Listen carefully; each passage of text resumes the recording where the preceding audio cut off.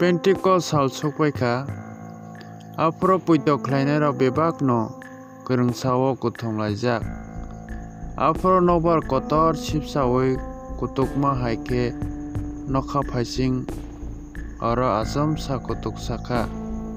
Haikhe abo borok achugui tongmani nok gwnangui kutuk phaikha.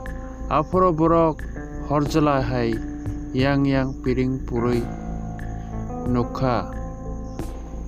Haikhe oro tongnai joto borokni thani horjlai nangjak. Borok bebak no phola kwthar bai koboljak baikha. Haikhe phola sarma tei buini kok bai kok salaikha. Afro swngcharni ha brom ni phainai kaito no surinai judai rok Jerusalem o tongo. Haikhe o kutukma khnaui borok kwbangma oro kuthumlaikha. Borok bebak mwlangchaui tongbaikha. Tamoni hinkhe borok joto no a puito khlainai rok no jani ja kok bai kok saui tongma khnakha.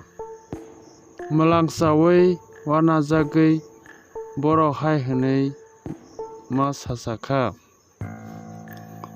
O kok saui tongnai rok ba bebak no Galilee ni sibla. Haikhe chini jani ja kok bai bahaikhe chwng borok no kok salaima khwna. Chwng Parthia, Media tei Elamni Mesopotamia, Judea tei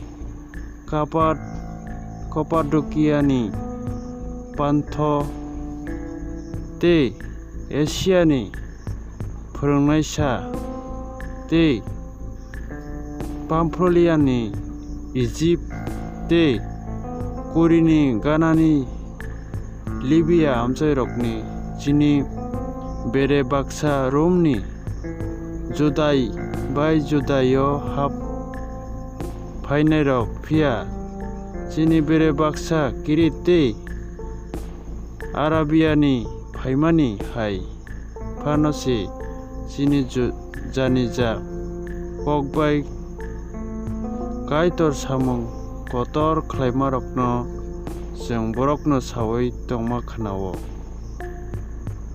Belai wanajagui kha luk wngjakma bai borok bono hai hinui salai tongkha. Omo tamo hwnmani kok baksa khe puito khlainai rok no thesra kariui hai hinui salaikha. O borok rok chuak kephekse kaitor ni kwthang kokthai khwnamani bisingtwi chong jotoni saka kaitor kotal khe hamani khlaithwng. Amen.